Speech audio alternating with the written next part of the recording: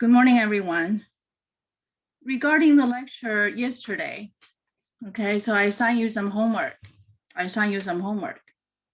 And some of you are doing the homework. I'm really pleased to see that. But I'd like to, and some of you even asked me, did I do the right work? Is it work I show correct or not? Okay, so I'm going to go over, thanks to the student that who agrees for me to show her work in class. So I'm going to critique. Okay, I'm going to critique her work. Okay, and I hope this will be a good learning experience. Okay, it's how do you express mathematical work? That's a question, right? How come I get points and I get points here and I don't get points here? What is the criteria? Okay, so we have some examples in class yesterday. Okay, we had some examples in class today. For example, I copy and paste what we did last time. Okay, how do we demonstrate if a function is not one-to-one or a function is one-to-one? Do you guys hear the difference in wording? Okay. How do we show if a function is one-to-one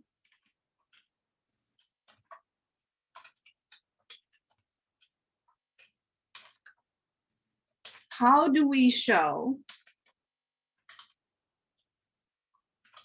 if a function is not a one-to-one function?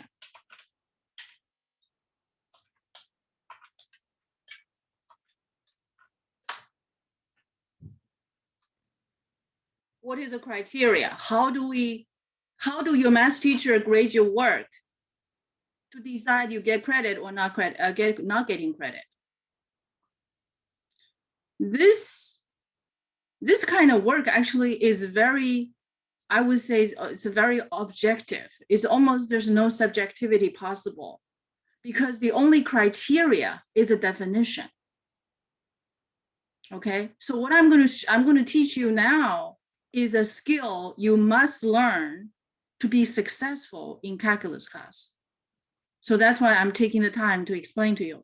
This is not a calculus class concept, but I'm using this example to show you the skill and the understanding and the logic you must acquire in order to be successful in calculus class. Okay, I hope that gets your attention. Okay, do I have your attention, please? What is the criteria? What is the criteria? How does your calculus class professor grade your work? Okay, so the criteria is in the definition.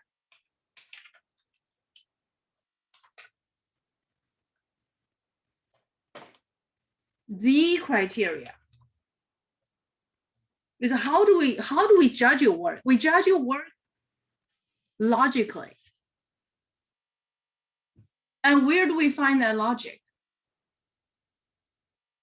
It's in the definition. It's in the definition.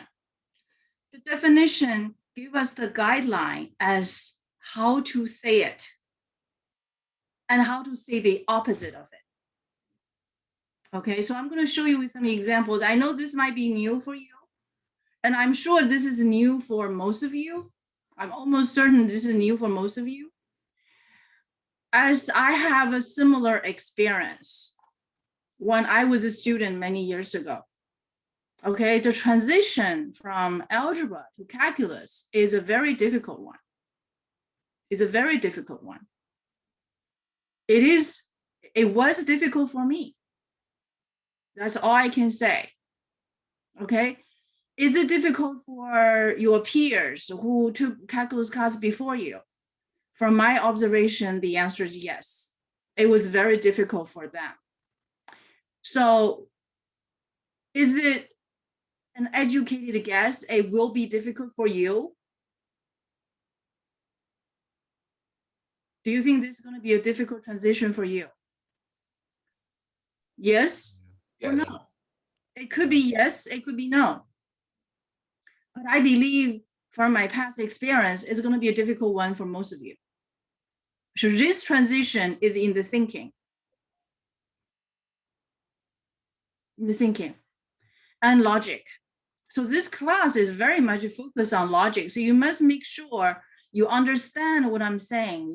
You understand what is the logic between the lines, what the logic between the lines. So I just said that to decide whether a function is one-to-one, the criteria is in the definition. And what is the definition?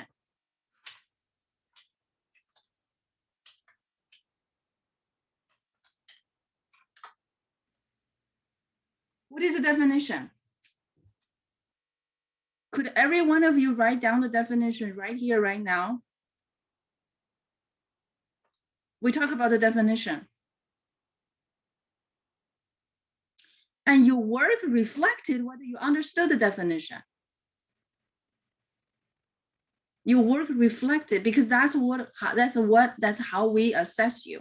We assess whether you understand the definition or not. Okay, in this class, we don't do this. We don't do what we're about to do very often. But you will do this on a daily basis when you're in calculus class. So that's why it's very important for you to try to make the best effort possible to understand what I'm saying here. Okay, so what is the definition?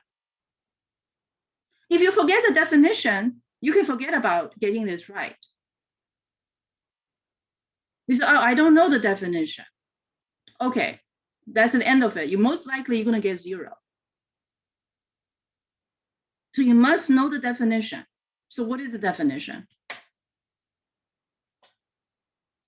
But if you get the hang of it, it's actually very easy. That's why I said it's hard or easy. Okay, so here's the definition of a one-to-one function.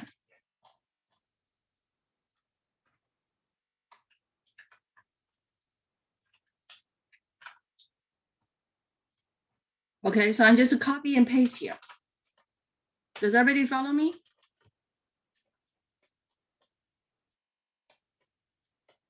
Okay, the definition of one-to-one function.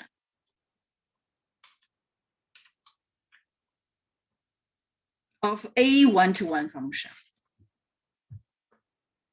You can see I'm taking very special care about every word I put here, every word I utter.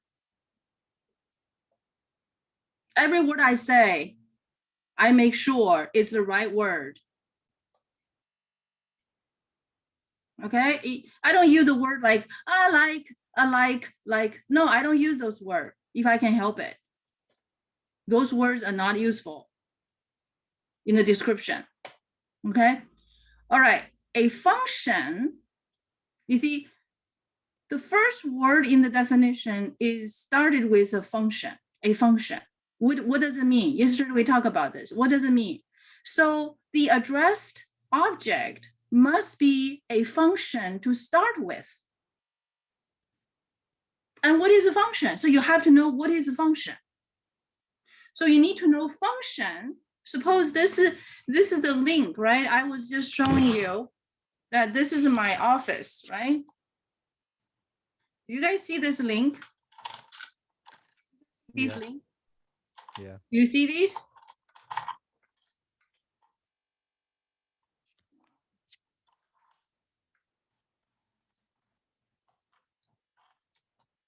Do you see that? Do you see these links? Yes. Okay. This is the function definition. And then this is one-to-one function. I'm just doing a comparison. If it is a function, it may be a one-to-one function. So function is where we start with in this concept. Okay, so it has to be a function. You see, every word you start to read is making a difference in your understanding. So it's this sentence says a function. So what does it do? This is referring to this definition. This one single word refer to this definition.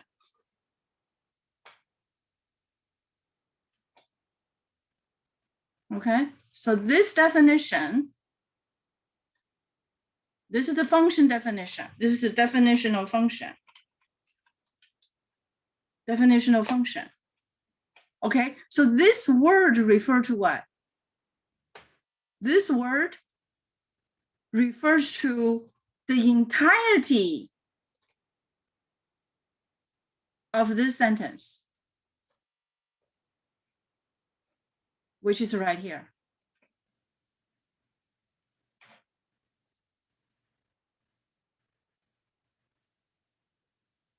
One word refer to a definition. One word refer to a definition. So you not only have to know what is a function, you also, otherwise you cannot study one-to-one function. So one-to-one functions start with a function, and this one word refer to this entire definition with all of its contents, domain and range. Okay, so this is a domain and that's the range. You see, it referred to that function with domain A, whose range is also implied. Range is also implied. And now let's continue the reading. Is called a one-to-one function if there's a big if there.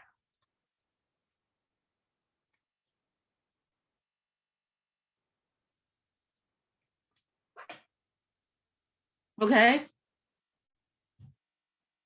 What if I don't have that if statement? What if I don't have the if statement? Then it's not true. Well, that's not a definition. Suppose I'm not saying it's true or false, right? So I sometimes feel I'm not teaching math, I'm teaching English. Okay, I'm teaching logic. I'm not teaching math alone. I'm teaching English. I'm teaching the words. Okay, now suppose I remove this.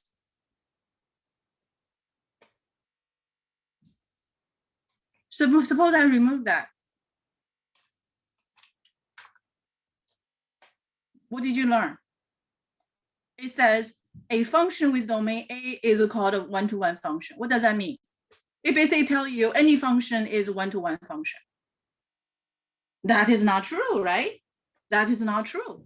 So the one-to-one function has some additional requirement. So what are those additional requirements? That if statement illustrate what are the additional requirements.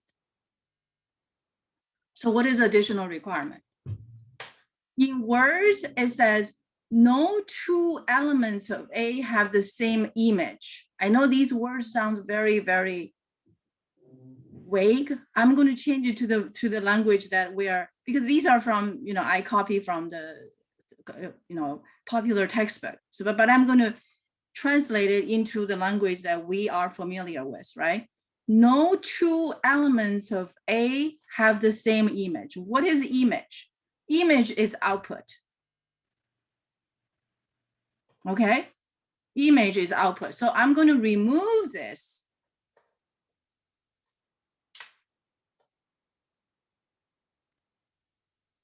It says the output for X1 is not the same as the output for X2 whenever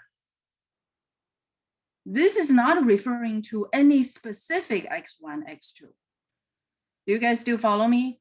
Because this part of lecture can be very difficult to understand, and sometimes you can be easily distracted. Whenever, what does whenever mean? Whenever indicated the arbitrary nature of the input, the nature of arbitrariness. For example, if your domain is all real numbers, and this statement must be true for all real numbers. Do you follow me? Now, if we combine these two definitions together, right, we understand that one-to-one function implies that, it has to be a function first. Then if you make a complete statement about what is a one-to-one function, okay, a complete version of a one-to-one function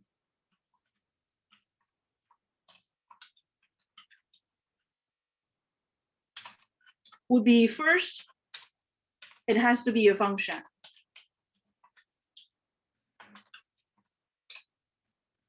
Second, so what does it mean it has to be a function?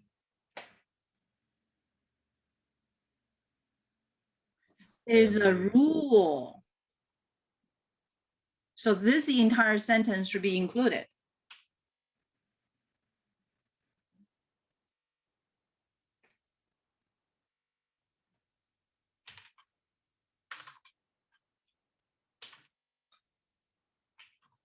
It is a rule that assign each element from A to B. So I'm taking this word and elaborate it and incorporate it in the definition of one-to-one function. Do you guys understand that? This one word is elaborated. Do you follow me? That's number one. Number two is whenever. Okay, I can change it in different order. Whenever the input are different, the output are different as well. That's what it says. Do you follow me? Now, so let's look at some examples.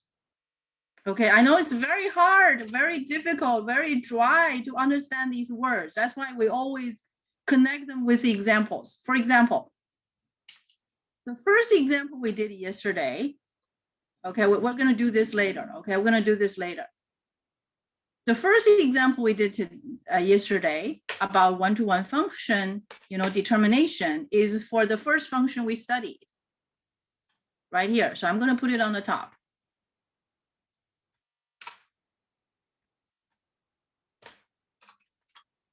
Right? We did this in class, didn't we?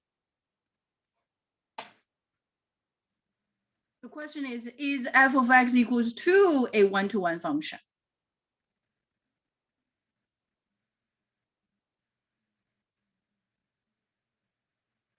And how do we go about it?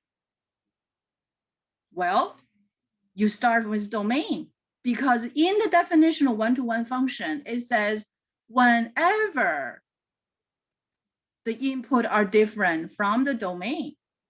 Okay, A is basically domain. Right? How many numbers are there in the domain for this function?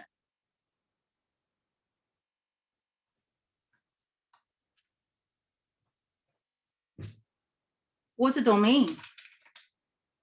Do you guys still remember what was the domain we talked about yesterday? What is the domain?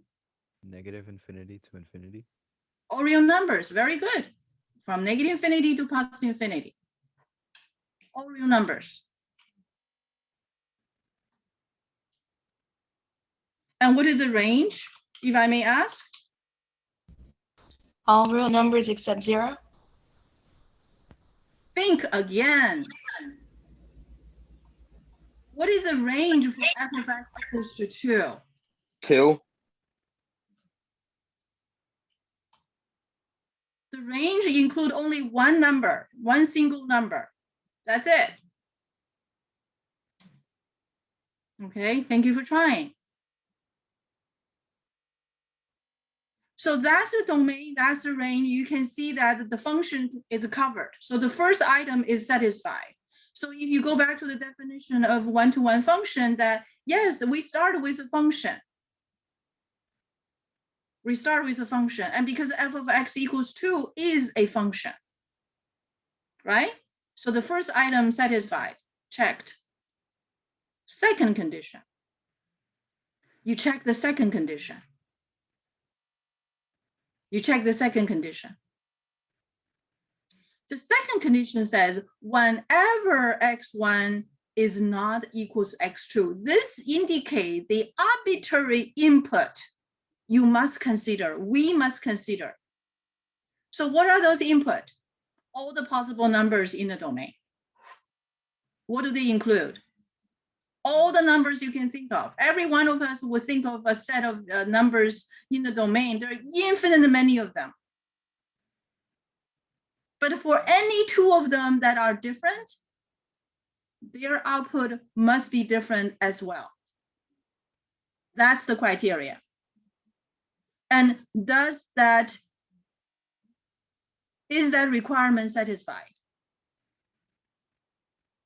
Obviously not, right? We all agree that this is not a one-to-one function, but we're gonna have to make a point out of it, don't we? So what did we do?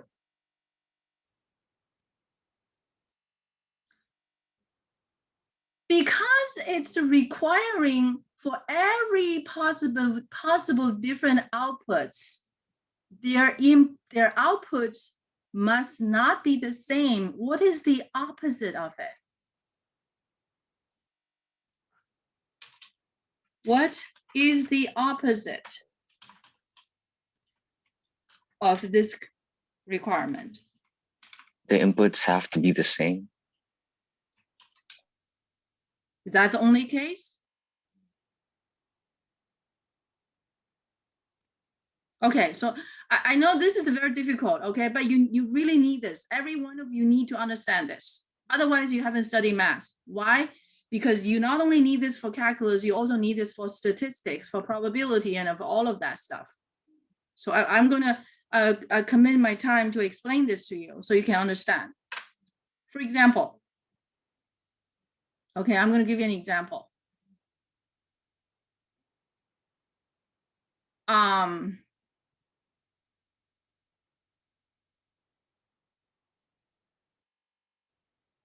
There's so many examples, and I have to try to find a one that is, okay, I'm gonna use the stop sign example. Okay, if there's a stop sign, every car must stop at a stop sign.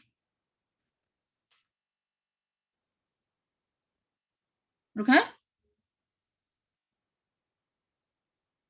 What is the opposite of that statement?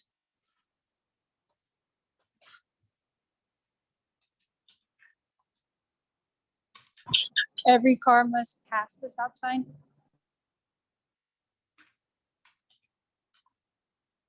Just hold on, could you type it on chat? Every car must stop at the stop sign.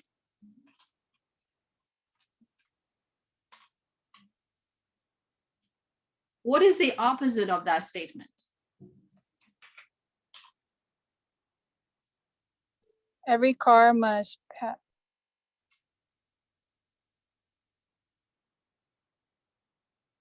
What's the opposite of it? Every car must keep going off the stop line.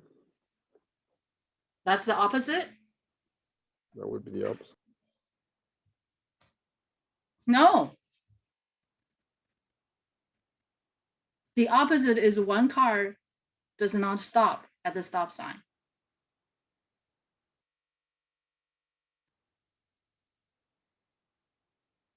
That's the counter.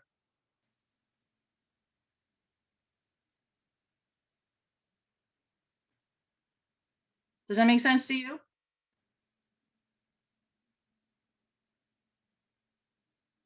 Every turn into one. Yes. Okay. The opposite of all is one of it. Doesn't satisfy. Okay, this example may not be the best. Okay, but the opposite is one car does not have to stop at the stop sign.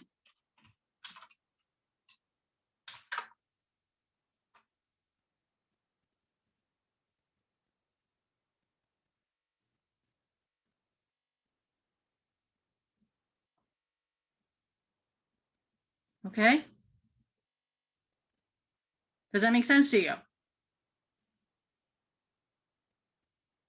But this is not the best example, I have to admit.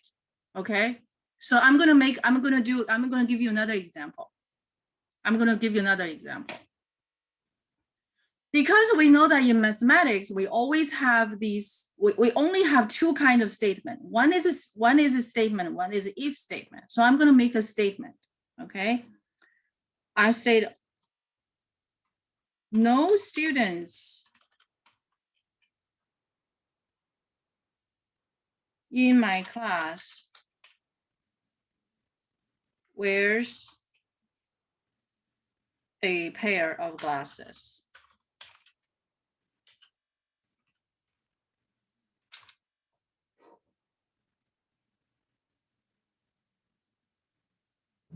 No students in my class, okay, so let me be careful about my grammar.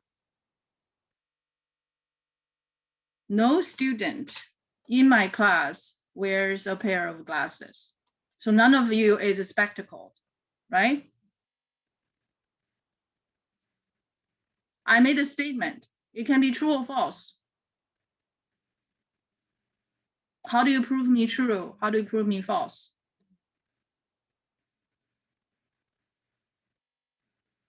Showing one person with glasses. That's it.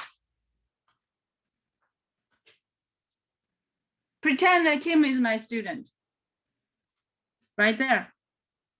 She's the counterexample. And the very presence of her being there has demonstrated my statement is wrong. Yes? Do you guys agree with me? So Yes. now, okay, so what's the opposite?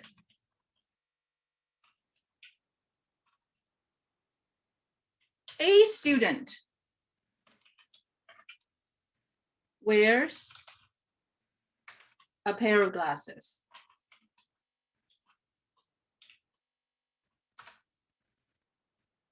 So my statement that no student in my class wear a pair of glasses is wrong. That's the opposite. So whenever you have a claim like all of these people have certain characteristics, you just, and the opposite of it is you just have to point out there's one exception. And that statement is screwed. Does that make sense?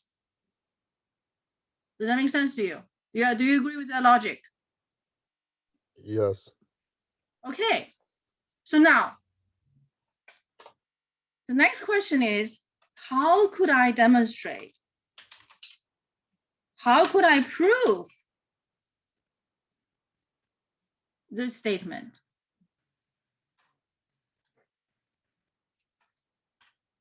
How do I prove that? With an example. I have to go through everyone in my class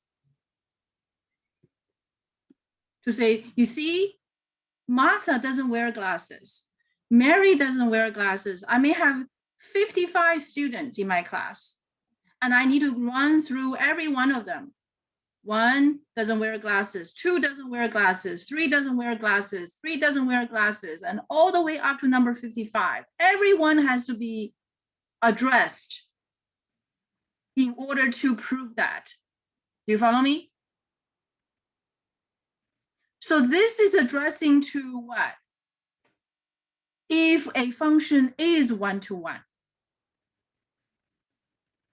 you have to demonstrate whenever, which means any two input that are different, their outputs will also be different.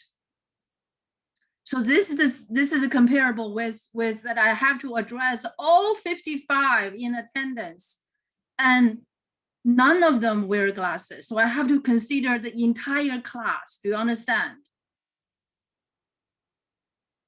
Okay, so this is how to prove that my statement is right.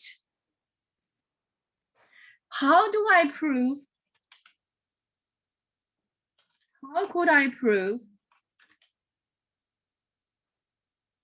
this statement wrong?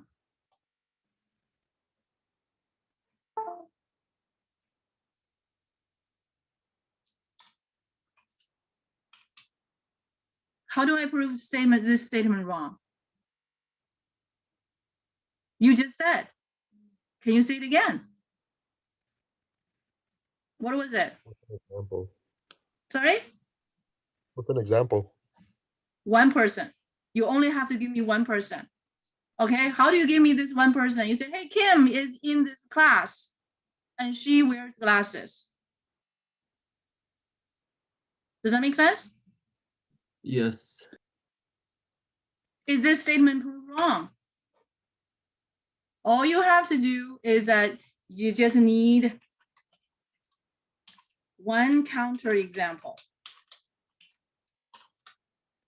Okay, but this one counterexample has to satisfy some certain condition, because this counterexample must be in the class. Okay, if you take someone from the street and he's not in the class, that doesn't count, right? So this is addressing that it has to be a function first. Do you guys follow me? So that counterexample says, okay, forgive me, Kim, I'm going to use your name. Kim is in the class.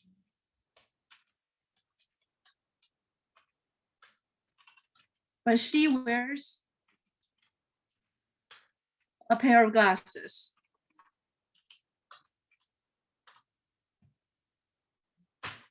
Do you understand the logic in the whole thing? Just this example. Do you guys follow me?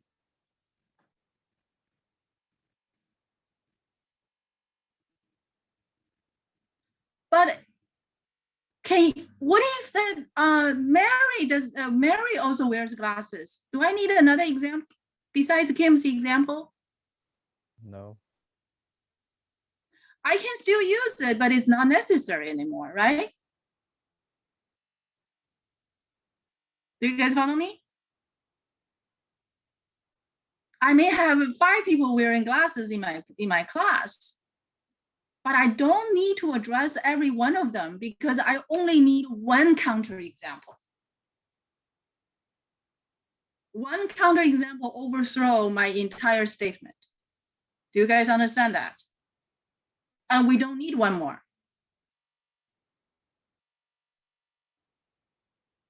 Yes. Okay. I see the chat question. So please everybody look at chat question. Is it exactly 1? Because the definition of function, yes, exactly 1 must be in the definition of function. Okay, you cannot modify the definition, not now, okay? Neither you nor me, we can modify the definition. We can change the way of saying it. So you can say exactly 1 with unique. You can replace that word by unique, but you cannot remove the exact 1 if you don't use unique. You know what I mean? So you cannot change the meaning of it. You can change the different wording. I'm not qualified to change the definition because these definitions in mathematics has been tested over and over again agreed upon by the entire mathematical community. If I make any changes without the acceptance of the entire mathematical community, that doesn't count.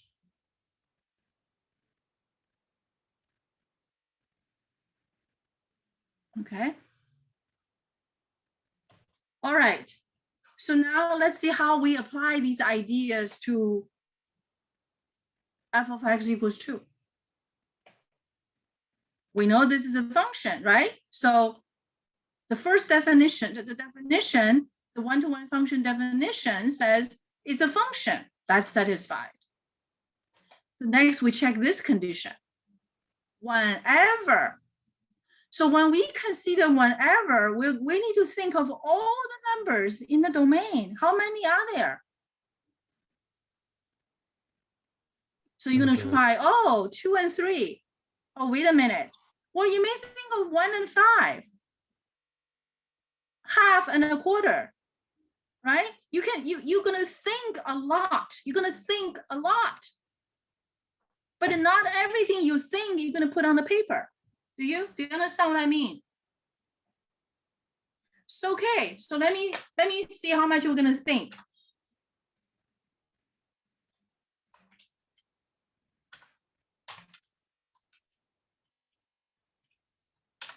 I'll be thinking out loud. So where do I start thinking?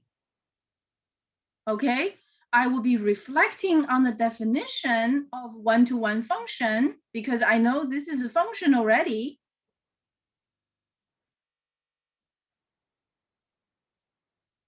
Okay, I'll be thinking from the definition of a one-to-one function because this is, I know this is a function already. And this is satisfied, but how about the next one? And I'll be thinking of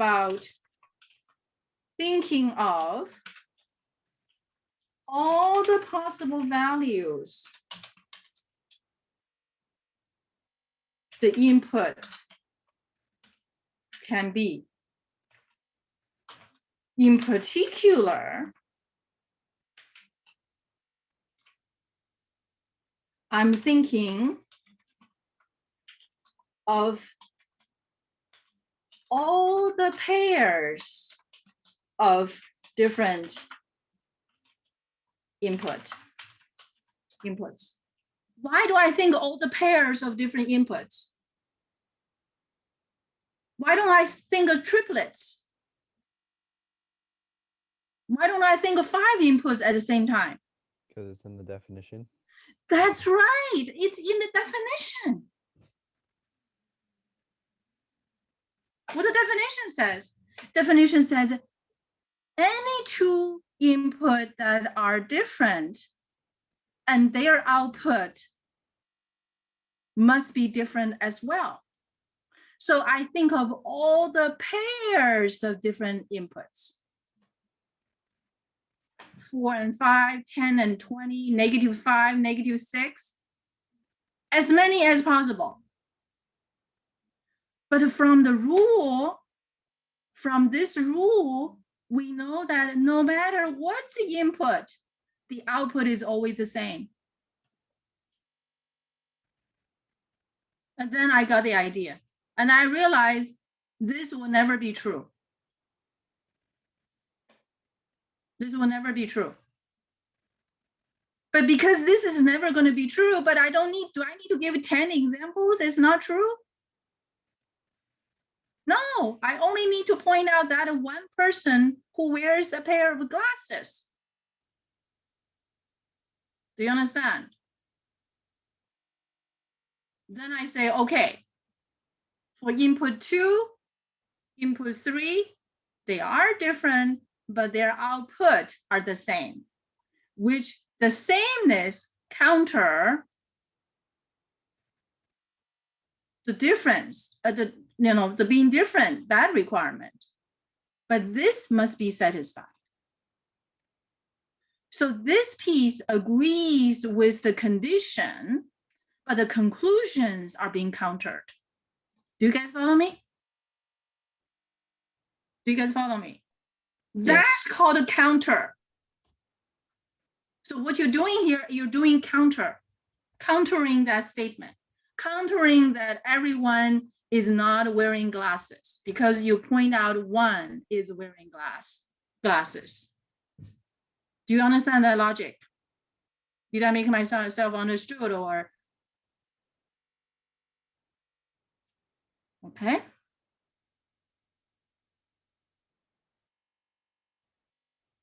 I want to give you guys a little moment to think about it. Does that make sense or not? Does it make sense? Yes. Yes. Because the claim is that the function is not one-to-one. So what tool do you use to counter that? You're going to use the tool in the definition. Definition is the criteria. Definition is a tool. So when you see something is, you at the same time you also know when something is not.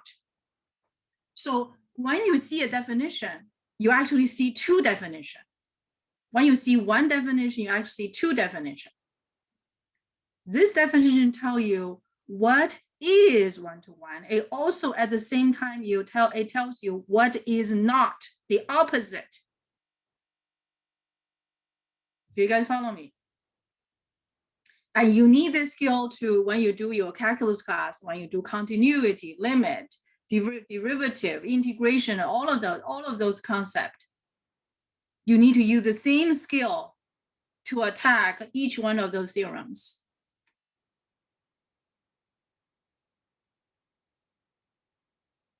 Okay, so now let's look at the next example we did yesterday. We demonstrated that this is a one-to-one,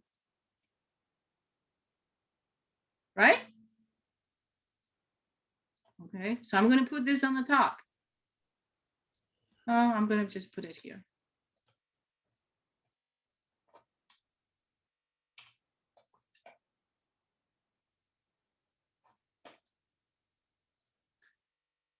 What did we do? This is what we did to demonstrate, right? Now, before we go there, you can see, I think all the thoughts. This is what I think. I thought of many examples. But when I put it to my pen, when I write it down, do I write down all of these? Do I write it down, all of these, thinking out aloud?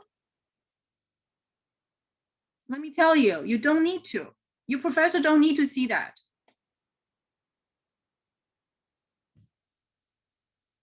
You only have to clear out, you can specify your counterexample clearly. Whatever you counter, you make that clear. That's all you need. This is the part you need. You don't need to show your professor this work. What's your thinking? Because that's too much. Do you understand what I'm saying? You're gonna think a lot, but you organize your thought so that your argument is right to the point.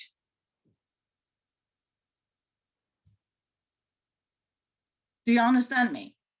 You're gonna think a lot. Yes, you are going to think a lot, but you're gonna organize those thoughts and put the thoughts organized, condensed, okay? In such a way that your argument is just to the point. Do you follow me? Okay, so let's look at the next example. Okay, what did we do yesterday? Professor, Yes. would you be able to, in the evidence, replace the word for with although? Where? So when we say that for x1, yeah, right there, would we be able to say although x1 equals 2 and Yes. x? Okay. Yes, actually, yes. You do have, you can use slightly different words without changing the, Yes, absolutely. Thank you. Mhm. All right, so let's look at how do we demonstrate it is one-to-one function, right? Yesterday we talked about this is one-to-one, right? So our question is this one-to-one? And our answer is yes, it is one-to-one. How did we demonstrate it is one-to-one?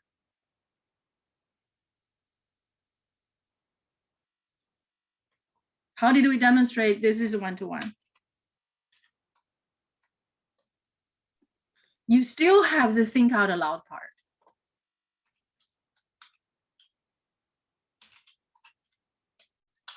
You still have think out aloud part.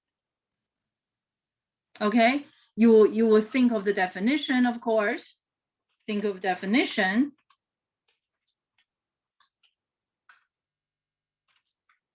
Okay, from the definition,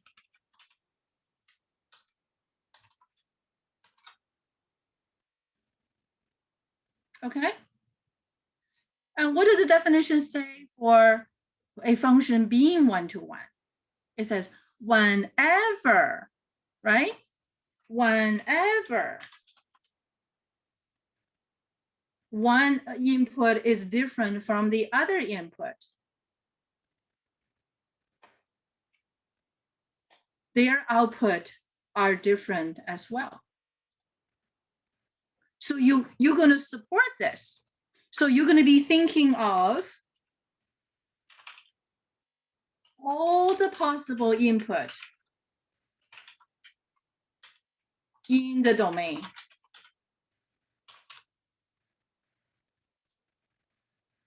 In particular,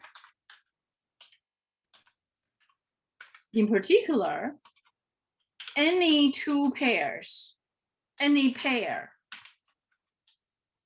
of any pairs of different inputs. Any pair of different input. Why do I think of any pairs of different input? Why do I think of any pairs of different input? Because it's in the definition. That's right. The definition addresses it. The definition says whenever any two are different. You don't need to think of any three. You don't need to think of any four different input. Are you guys with me? You are closely watching, and so the definition is guiding our words, guiding our step, guiding us to make a point. So what are the input you'll be thinking of? You'll be thinking of 2 and 5, 7 and 3, -100, -10,000. There's so many to think of because what is the domain? What is the domain for this function, by the way? Do we still remember what's the domain for f of x equals 1 over x? What is the domain? Come on, guys. All real numbers except for 0. That's right. All real number except 0. So you need to think of all of those numbers. You think a lot. And what have you found out? It's That no one two to are one. the same. As long as the input are different, their reciprocal will be different as well. Okay, so you're making this statement. Okay, so now whenever x1 is and x2 are different, their reciprocal will not be the same either. And the reciprocal, of course, is a rule of the function. Therefore, whenever the input are different, their output is different. You just need to guarantee this statement is true for all the input you have in the domain. So you are making claim, but this claim is addressing to all possible numbers in the domain. So you're not simply just follow the definition. You are making a statement. But this statement is in the same format of wording, but your statement must be judged correctly, must be judged true. Do you follow me? Do you follow me? Yes.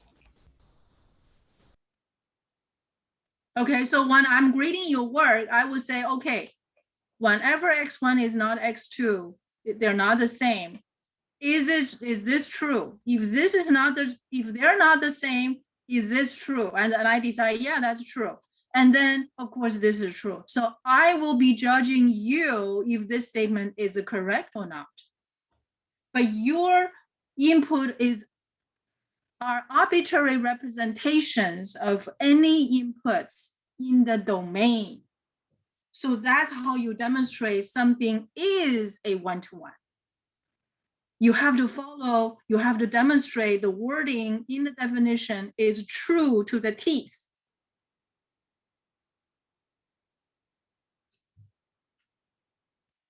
Do you follow me now? Yeah. You think a lot.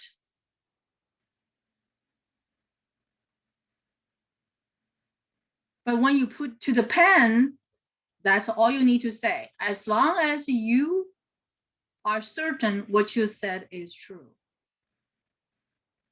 You see, the actual work you need to show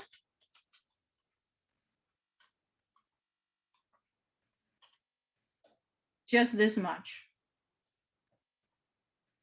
That's all you need to show. Okay, so now claim. Okay, so let me make it complete. Okay, because some of you, sometimes you guys ask me, how do I show my work? So I'm going to make a point throughout this semester. Okay, I will show you a lot of things, but in the end, I will give you a complete version of, I would say, one of the version of work to be shown. If I forget to do that, please let me know. Okay, I'll be happy to do it for you. You guys follow me? Okay, so the claim is this is one-to-one. And this is the proof.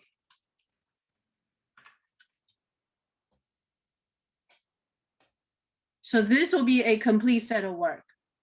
I like. Now, backtracking. Okay, I wait for you guys to write it down. Okay. How do I show the work? For the previous example, right? I want to clarify that. Did you write it down? This is the piece of work from the claim to the proof. Okay, so this will make a complete body of work. And the wording is from the definition.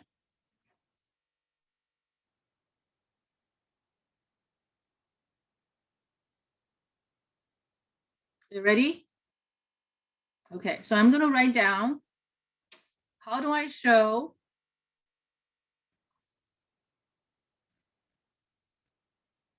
f of x equals 2 is not a one-to-one function?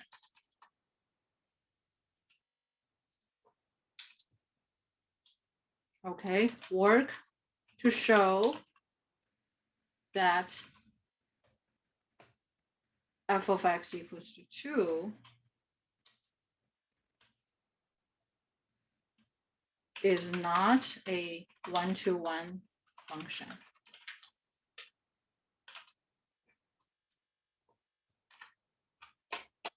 Okay, and this time, we don't use a proof, because a proof is always a proof something true, right? So we're not using proof. And here the words you can say for, although, because, all of these words you can use. Okay.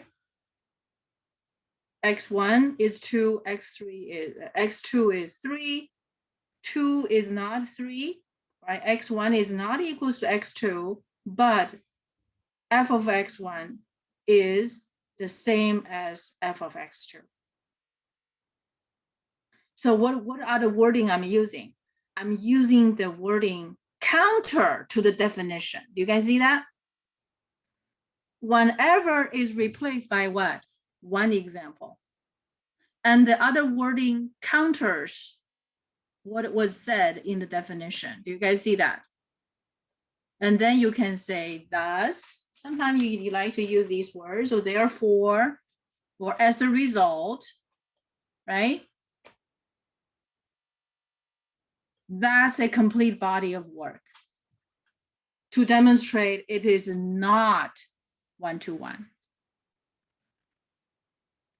You follow me?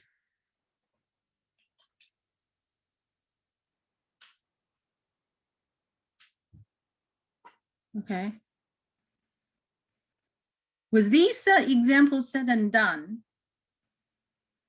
I'm going to take you guys to see a work that a student sent it to me and asked my comments. So I would like to, and with that student's permission, which I really appreciate that, you know, she allows me to do that. Okay, this is one of the homework problems. Are you guys ready? Oh no, not this one.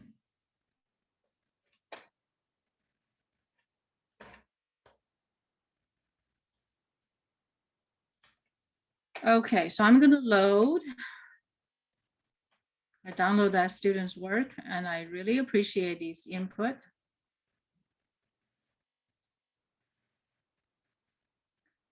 A student work. Okay. New share. All right. This is the work turned in by a student. Okay. But you don't need to turn in your homework, but she was just want to double check, make sure that she did it right or not, that she want my opinion. Okay, this is question number 3, okay, that I assigned to you yesterday. And can you guys see this? Can you? Yes, Yeah. I can see. Okay. Let's see if I can make it larger. No, actually. Then I cannot use the tool. Okay. All right, so let's check the work. Okay, this will be something you want to know, how I grade your written work. I grade your work when I read your work. Okay, I read your work from left to right, top to bottom. Okay, that's like most people, right? Most people do that. Left to right, top to bottom. Okay. She addressed the function and she indicated that the function, the rule of the function, y equals to x, and the line she drew was correct. The output is always the same as input. The domain is all real numbers and the range is all real numbers, but this is wrong. Intercept. What is the x-intercept? X-axis. That's right. This curve crosses x-axis and it crosses y-axis as well. Where does it cross? 0, 0. That's right. 0, 0.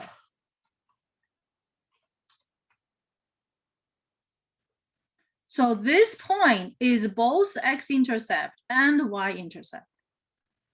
So you have x-intercept and y-intercept, and they happen to be the same. Okay, now look at the second piece of work, the next part of the work. One-to-one function. Is this one-to-one function? Okay, we give the definition of domain, and then she said, whenever 1 is not same as 2 in the domain, 1 is not 2, f of x1 is not. Well, you already gave this counter. I'm sorry, this is not a counter example. You already gave this example, but this cannot use word one-on-one because you only gave an anecdote. You only demonstrate in this one case that the inputs are different and their outputs are different also. This is not enough. Like I just addressed, you have to address all pairs of different inputs from the domain. If you want to demonstrate it is one-to-one function, so this work is not sufficient. You guys follow me? This work is not sufficient. You can only say for the input equals to 1 and input equals to 2, it is not the same. So you cannot say this will make it 1-to-1. So your argument is not sufficient. Let's look at the next one. Whenever x1 is not x2 in the domain, and this part is a confusing confusing notation. Okay, and this is a good start. This is a good start, but you didn't complete it. And these parts should be completely crossed out. Let me tell you why. Let me tell you why. Okay, I'm addressing to a situation all of us often to see that do we still watch TV these days, or you watch YouTube, or you watch whatever shows online? We watch something, right? Whether it's on TV or it's on the computer screen, right? And sometimes the advertisement pop up. Do we see a lot of ad? Have you seen some of the medical ads? Medicine. Have you guys seen those medicine ads? You know, the pills to relieve insomnia, for example. How do they do the ad?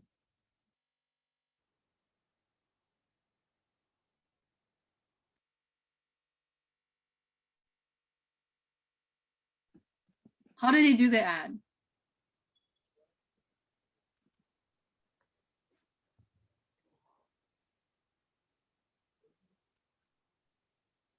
It's 9:03. What do you mean by how do they do the ad? You mean like how do they target the people with the ad, or? Well, what do they show exactly in the ad? Oh, what it does, the risk.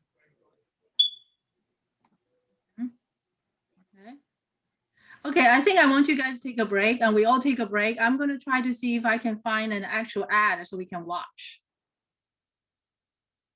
Okay, because I have an important point to make here. I have an important point to make here. Okay, so let's take a 10 minutes break and come back in 10 minutes. Okay, at 9:14 something. Okay, so come back at 9:14.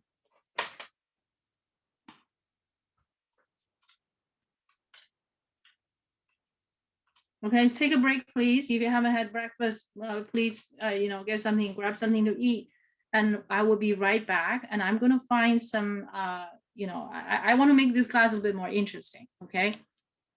Oh, hold on. So let's come back at 9:14, and I'm going to pause the recording, and I'm going to look for that ad. Okay. Resume the recording. Okay. So now,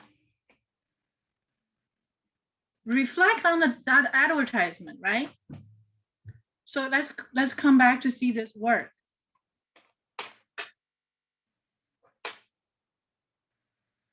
Whenever, this is not a whenever, even though you use the word whenever, it is not a whenever. Okay, so it's what is being indicated here. It says 1 is not the same as 2. Their output are different. Different input, different output for input 1 and input 2. You did not say for all the possible input. When they are different, their output are different. Do you hear me? So even though that drug works for 3 of them, and they are called anecdotes. Do you guys understand the word anecdotes? I can say something worked for me. But can I say that because it works for me, is it going to work for everybody else? No, of course not. But that advertisement essentially is saying it works for all 3 of us. It maybe work for you. Do you agree with me? But it's a maybe. But you certainly cannot make the claim that drug work for everyone. And you can see the medical ad, they never make that kind of claim. If you see a medical advertisement, they claim that this drug is going to cure everyone with blood pressure, with high blood pressure issues, please let me know. Because that's a very, very serious claim. What do they need to demonstrate? They need to demonstrate for all the people with high blood pressure, every one of them, that makes a domain. And it works for every one of them. That's what they need to prove in order to make that kind of claim. Do you follow me? But do you see that being demonstrated to us? No. They're usually demonstrated with a handful of people, maybe one person, and taking the drug and report he has positive results and so on and so forth. The implication is what they're selling. The implication is they're selling.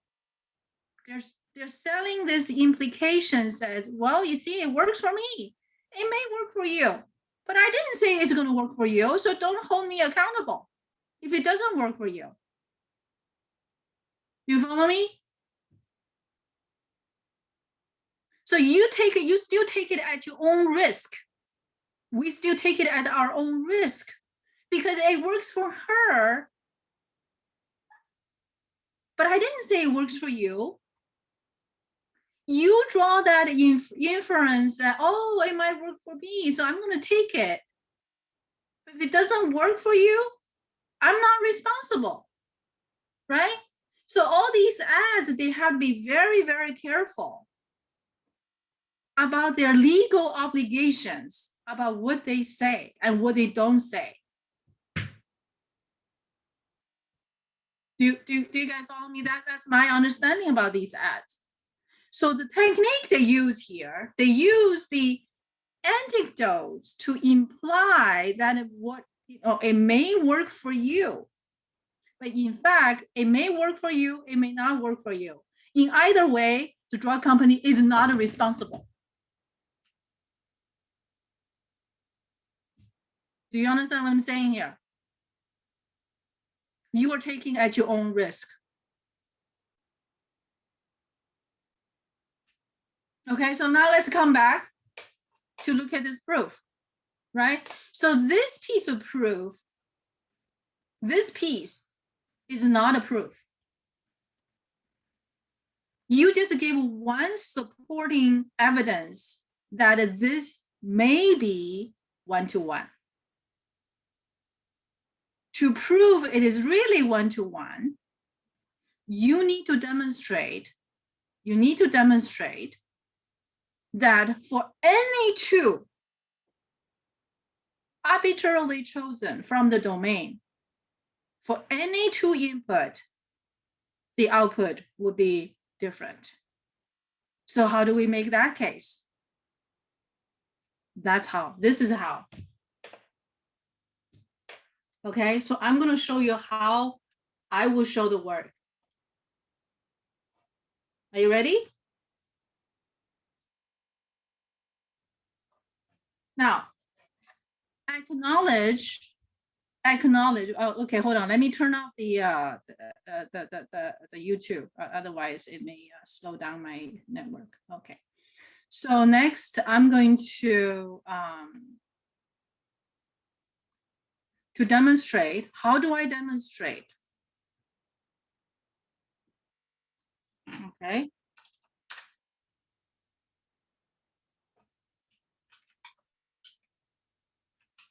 Show this function. Okay, well, you want to use y equals x, no difference. Y equals to x.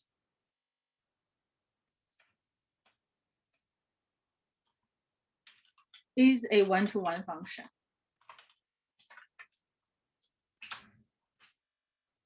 How do I show it? I pretty much do the same thing over here.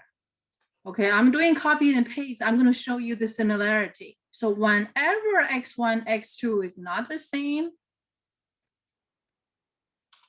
f of x1 equals to x sub 1 is not going to be the same as x sub 2.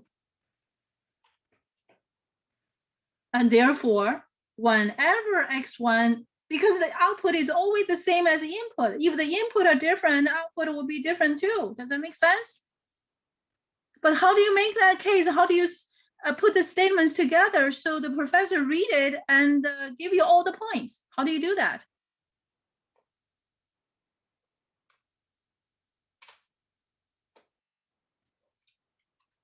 That's all you need to do.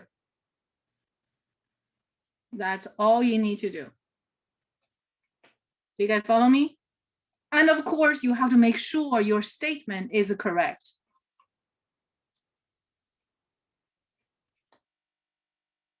Do you follow me? This statement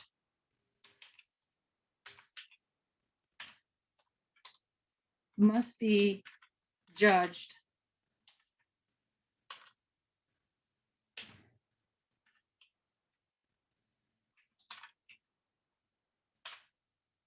or true. You follow me? That's all you need to say. So what kind of wording am I following?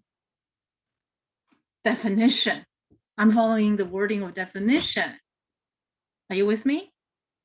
Are you with me?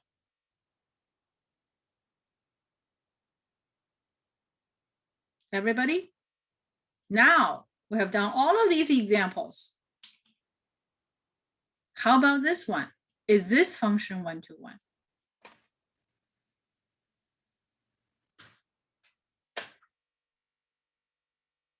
Was it either yes or no?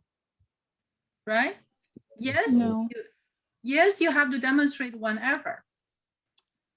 No, you have to just give a counter example. Do you guys understand the logic? Yep. All right, so how are you going to approach this one? I'm going to give you a couple minutes to work on this. Okay. If you want to show your work, I can allow you to share the screen and show your work. Okay, let's get started.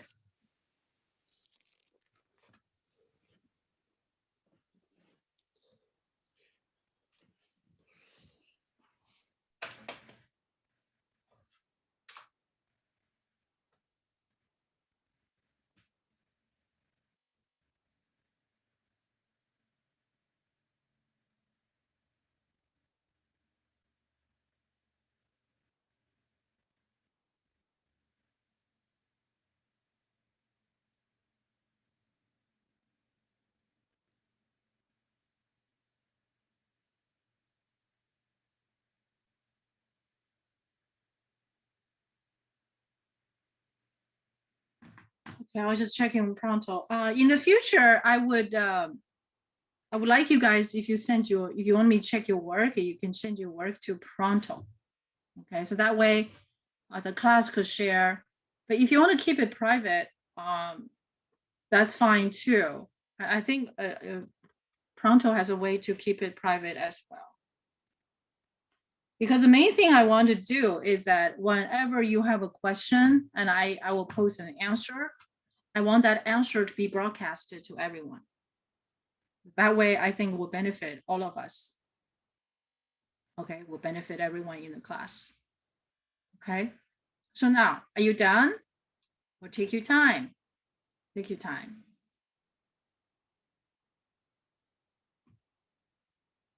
So you have to consider domain,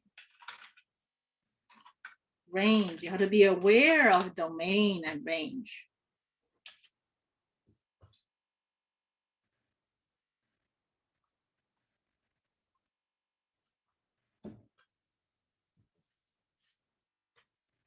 We talk about the domain, this function, right?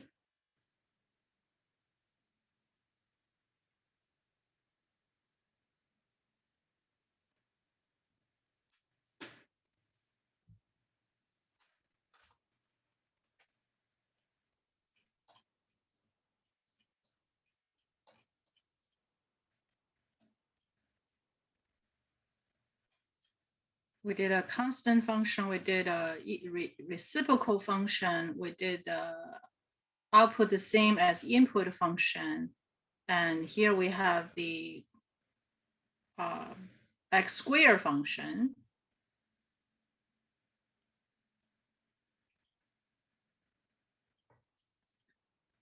So did you guys do your homework? Yes, it. Good. Want the answer? Yes. Okay. So is x squared, is this 1-to-1? No, Why?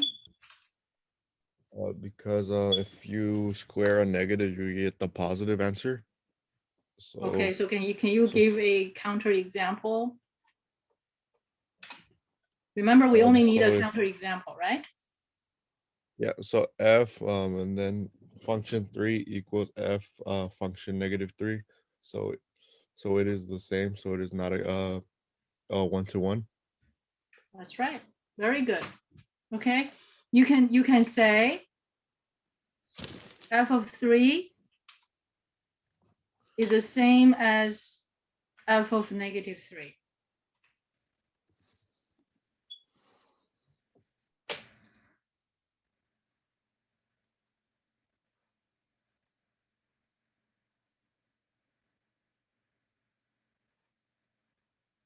Okay. This argument will be very, very good as well, because the reader can tell, oh, the input are different, but the output are the same. Do you see that amazing effect of this notation? The reader can tell input, output at the same time. When input are 3 and -3 respectively, their output are exactly the same. And that claim is correct. Do you follow me? Okay, then you can say because.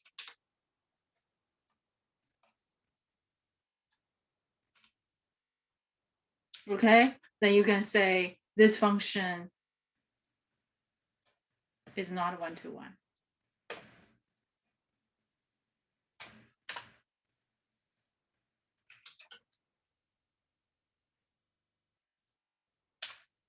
That's perfectly good. That would be a perfect statement. Okay, so now I want to find out what did you guys do with the square root function? Did you guys do the square root function? Yes. Yes. So did you draw the picture? Yeah. Yeah. Okay, is it 1-to-1? What's the domain? The And what's the domain is range? Sorry. the domain is negative infinity to infinity, and then the range is x greater than or equal to 0. You're talking about this function? Oh wait, I no, got that one, my something bad. No, different for the that was a- domain. yeah, that was a different one. That one I got. I got 0 to negative. I mean 0 to infinity for the domain. Does it include 0? Yeah, it includes 0. Okay, good. So domain is x greater than equal to 0. What's the range? I got x equals or greater than 0. Range?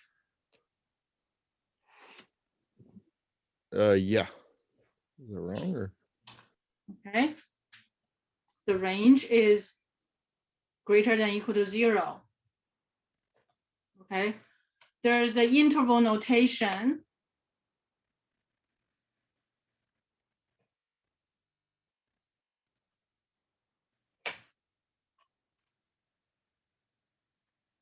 You need to know both. Okay, you need to know all the notation. In particular, I would emphasize the inequality notation. Do you guys follow me? Because interval notation, most of our students are pretty good with them. So if I already know, you know, what's the point of teaching it, right? So I'll be more emphasized on these inequalities. That's correct. You got it right. Domain and range. Is it 1-to-1? Yes, it is. Very good. It is 1-to-1. How do you make the argument? Is it suffice to say, yes, it is a one-on-one function because each input has its own output? No. You have to use a definition of 1-to-1. Got it. Okay.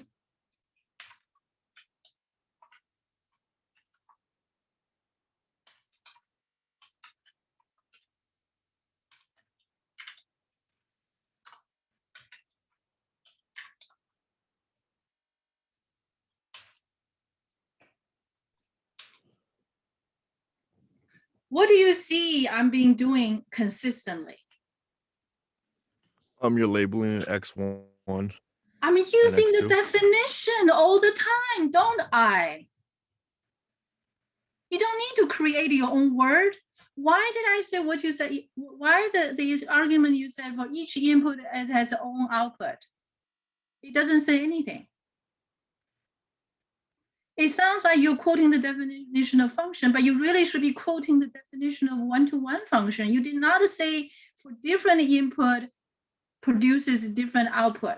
The key to one-to-one function, it has to satisfy for different input, it produces different output. And you didn't even address that at all. Therefore, your argument is not useful. Do you guys follow me?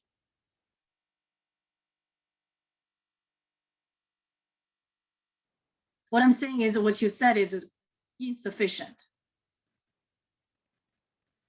Okay?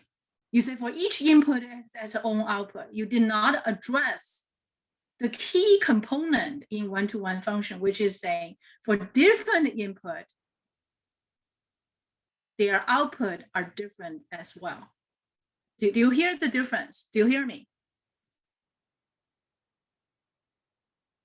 Do you guys hear me?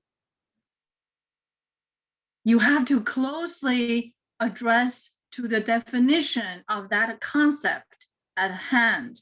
You should do this when you're in calculus class. Okay, this is the kind of study method you have to do. You have to, otherwise you're not going to get many points if that's the bottom line. Okay, so whenever x1 is not the same of x2, and then you apply the rule, that's f of x1.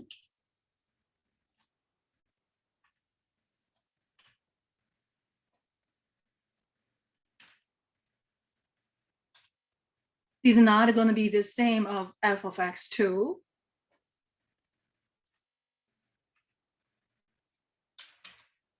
Is that claim correct? Right? Is that claim correct? You just have to judge that statement is it correct.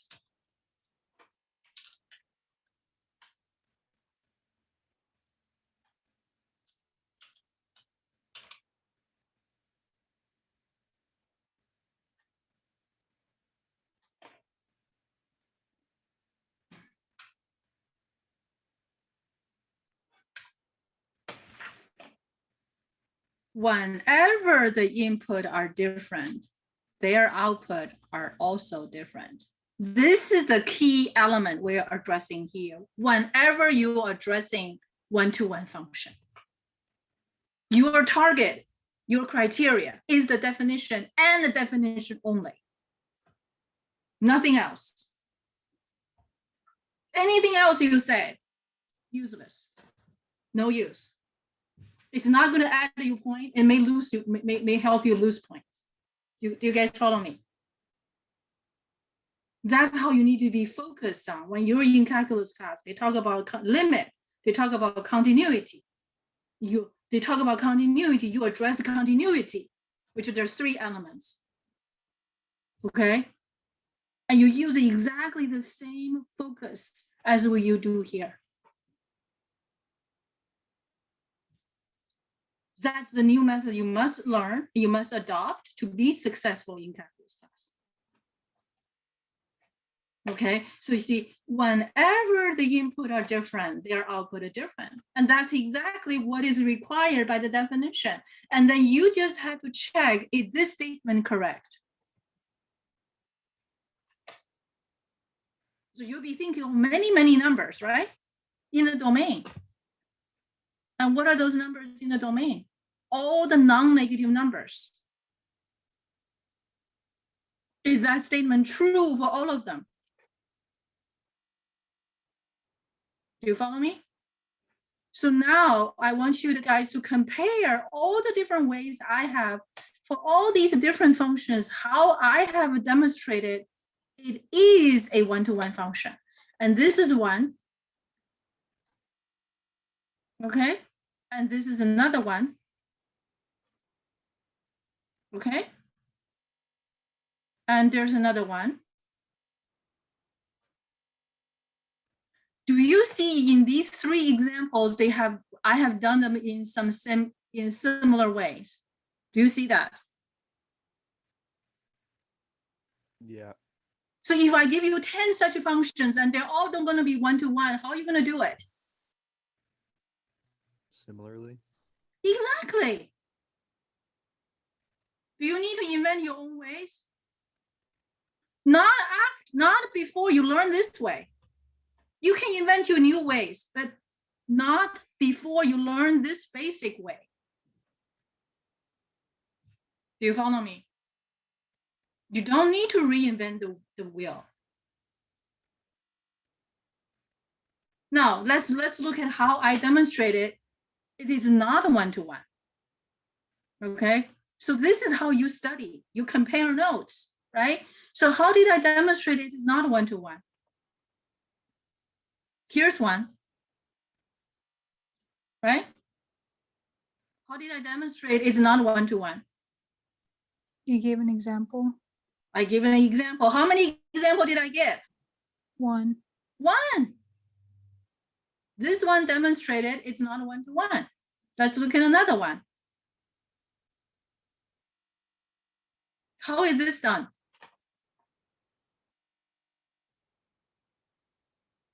How many examples? 1, right? Just 1. Do you see the similarity? You almost have a format. You almost have a format. Now you reflect on the examples I talk about, right? About the glasses, about the medicine. I want you to think about these things as being together. They're all trying to make some points.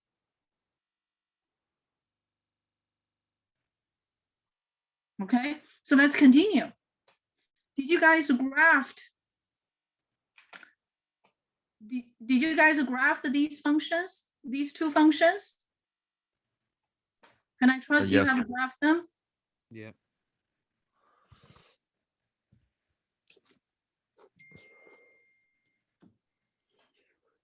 Okay, so I can trust you got it right? Okay. Yep. You are amazing. I'm so happy to hear that. Okay, number 6, the absolute value.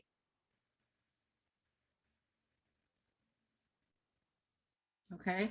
In fact, I'm going to put this function right here.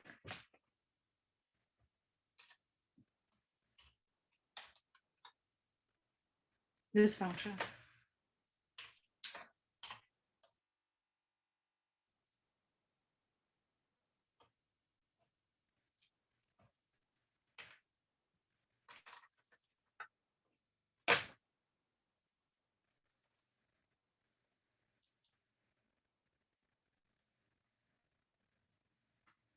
For this function,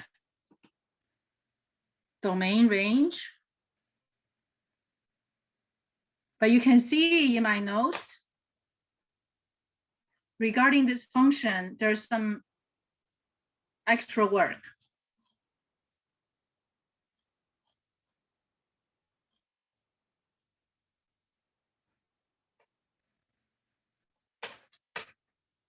Okay, so there are all these things we need to figure out. Domain, range, intercept, and that extra statements I have there. This statement I have, okay, I'm going to show you. Okay.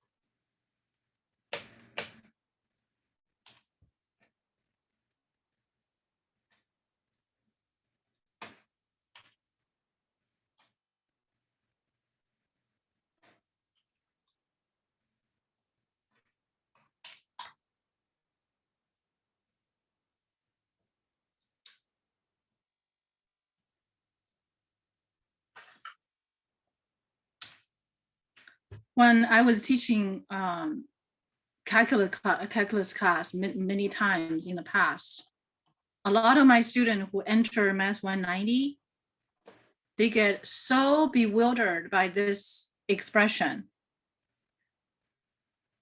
And they easily lose 20 points minimum.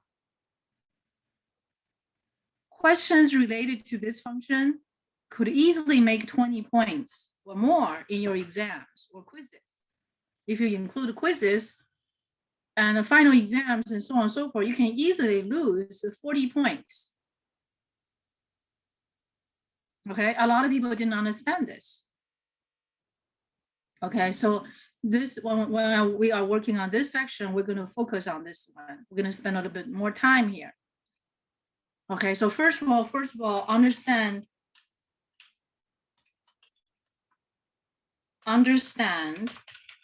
this function. Once again, this is a rule, isn't it? A function is a rule. What kind of rule is this?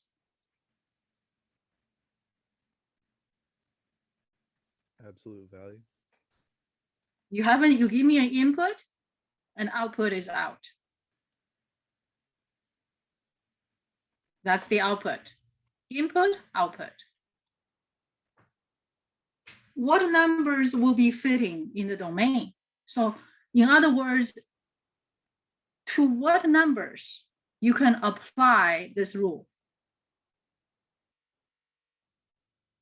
Mikhail, you can speak up. I don't hear you. Is it all numbers? That's right. Excellent. All real numbers. All real numbers. The domain is all real numbers. How about range?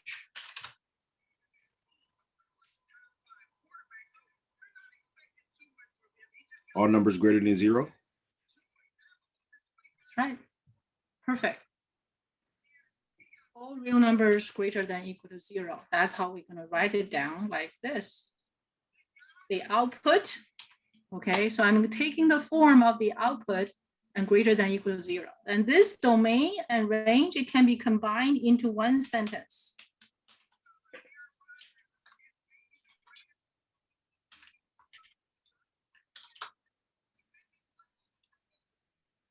Okay.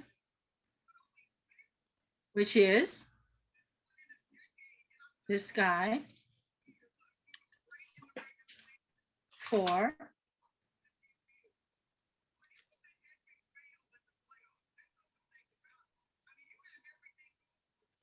That's the one sentence. Domain and range. As we write it down, we seem to understand it. But in reality, okay, in my past classes, a lot of students write this down 10 times, 20 times, 100 times. But when I test them, they don't seem to understand it.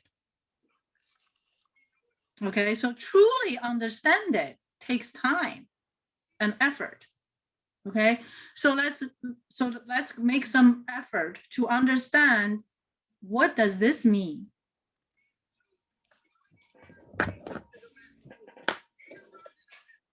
So I'm addressing this machine. Okay, this rule apply to all real numbers. Okay. Suppose I have an input equals to 1. What will be the output? Input 1. What's the output? 1. Output is 1. Easy, right? If I have input 2,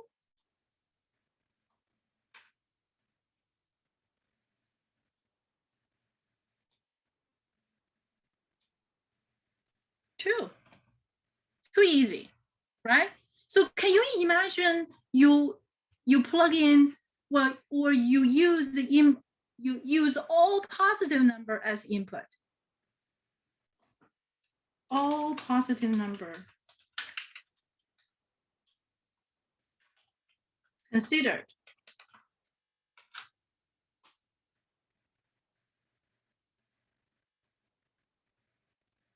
I.e., I choose a positive number as the input. Could I say the absolute value? Okay, this requires you to think, okay? Could I say the absolute value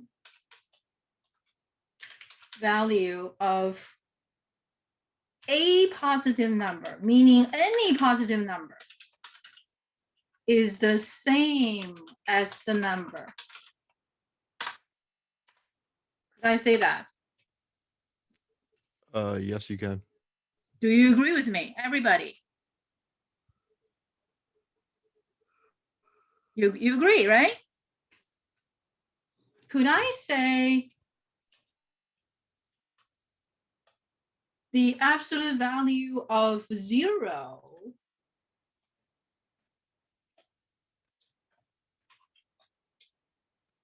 is the same as 0? Yes. Perfect. Now,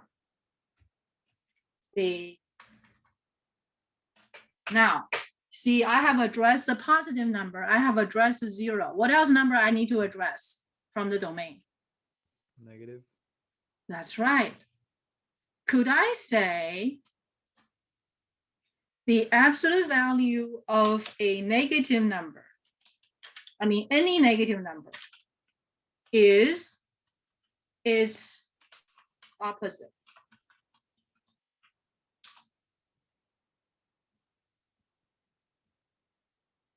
Could I say that? Yes. Yes. How do you know? Because the absolute value. You observe, right? You observe a million negative number as input. You apply to this rule. What do you get? Positive. If the input is -2, 2. Yeah. what will happen? The output would be 2. If the input is -2, the input is -2, the absolute value of -2, and what's the absolute value of -2? 2. +2. Is 2 the opposite of -2? Yes. Can we do this? Can we go through this process for -3? Yes.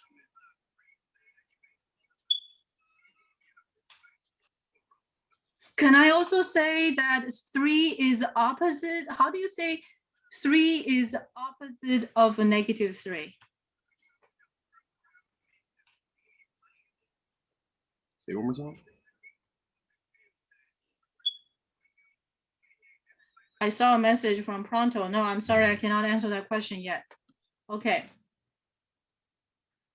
Can I express 3 as the opposite of -3?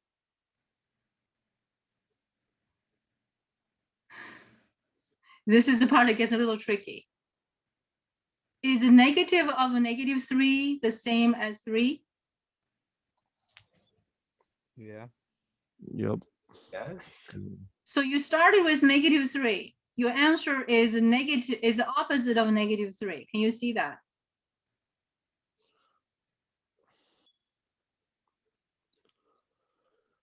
Yes. Yeah.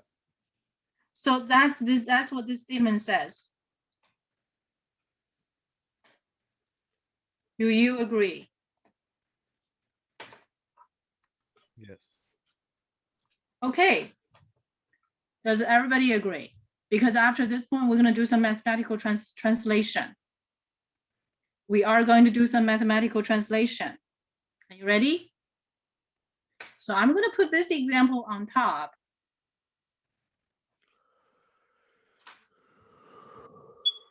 I'm going to focus on these 3 true statements. Okay, I'm going to focus on all 3 so now is all positive numbers are considered, 0 is considered. Okay, so positive number is considered. A positive number is considered means any positive number has that same feature. You follow me? 0 is considered. There's only 1 0. A negative number is considered. That means all negative numbers are considered. Do you agree that all 3 statements are correct? Yes. I want to make sure everybody agrees with it. So could you please give me some feedback? Yes. Yes. Yes. Thank you. Now, do you think I can combine the first 2 statements together? Yes. How do I combine them? The way you have it already, x You is see the equal to same zero. as, right? The same as, it's the same wording. I just have to include a 0 in the positive number category, right? So the 0, I'm going to write it as a non-negative number.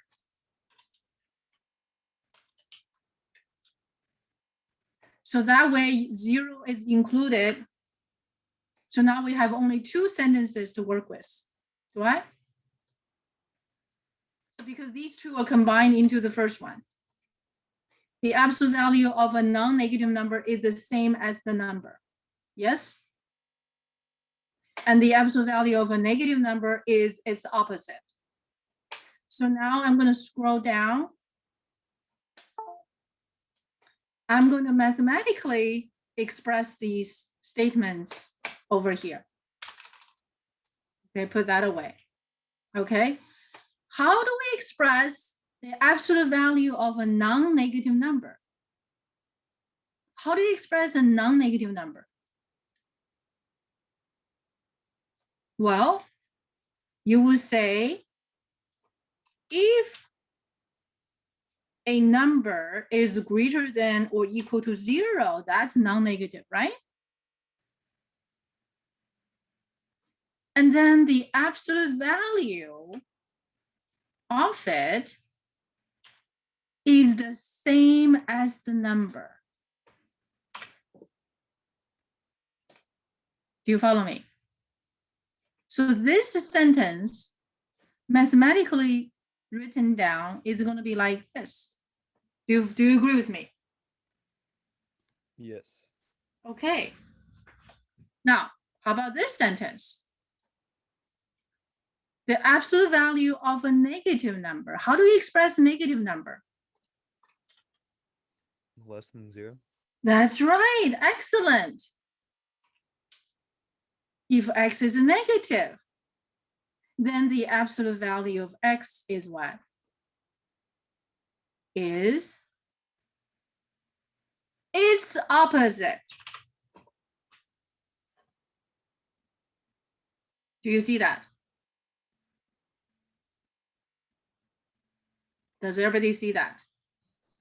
Yeah. All right. How about I combine these two? I put these two together.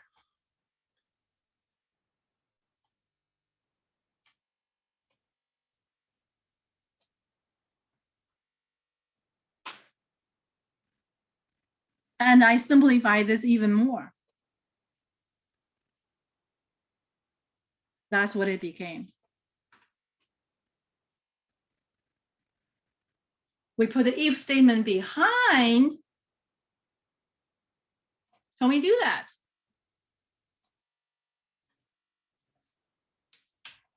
Grammar.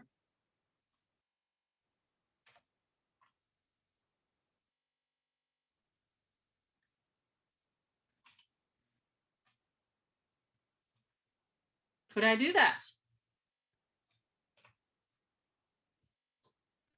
Common part. Common part. Two branches.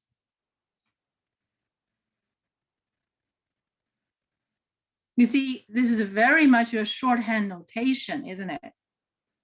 But how do you read it? How do you read it?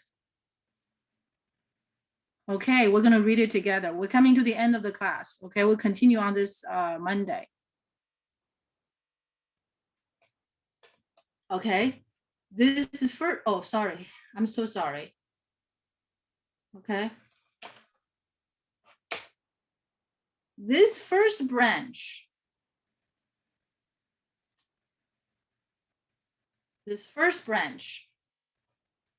is this the entirety of this sentence.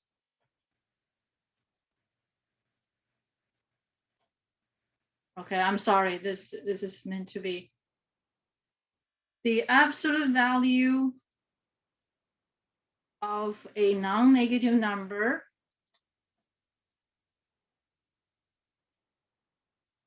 oh, I don't like this. Okay, this is just the software's as a non-negative number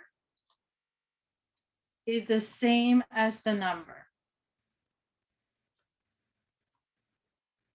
And the absolute value of a negative number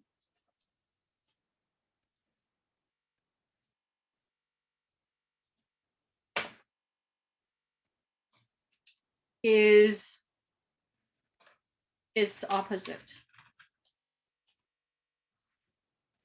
So that's what these two branches are saying. Do you follow me? Does that make sense now? Yeah.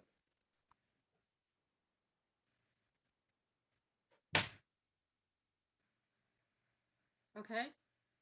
So I'm going to close at this point. What happened to positive number? It should be, oh, for positive number, you don't need to do that. Okay, so I got a question here.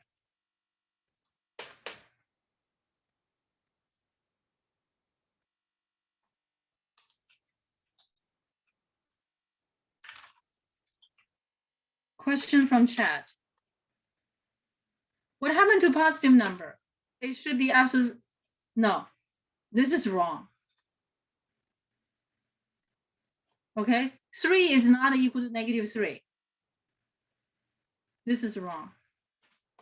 Okay, you don't need to do this because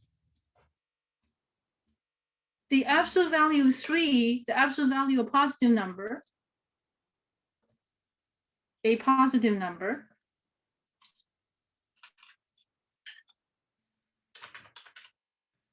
it's always the same. It's the same number. You follow me? You don't do this. And you don't do this either.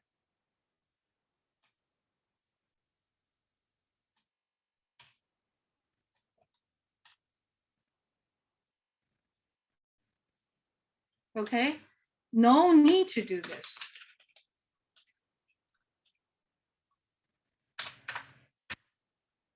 Okay, of course you can say the absolute value of 3 is the opposite of a -3.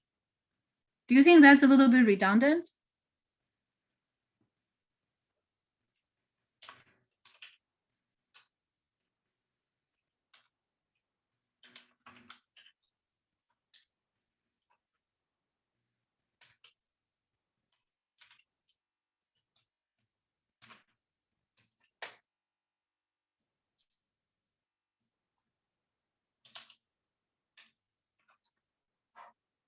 Okay. But if this is what you meant, okay, I'm addressing this student. If this is what you meant, it is correct, but it's not necessary. You follow me? It is correct, but it's not necessary. But this is wrong. This is wrong. Okay, because the absolute value of a positive number is just, it's the same as the number. It's the same number. Do you follow me? Okay. We're going to close today, and if you have any more questions, you are more than welcome to see me. And I hope this will help. And today's homework.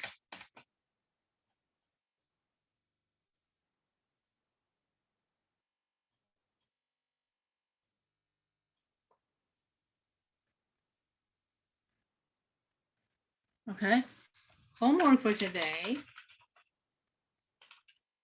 Okay, so please do basics 1. Okay, if you haven't, from I'm going to give you more assignment, because you have learned about all of these functions in different perspective, and you have this weekend to work on it. So I'm going to give you work on function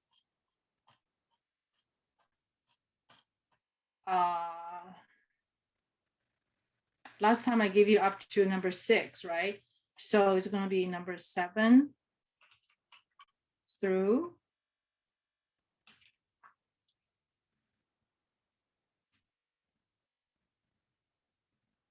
number 14.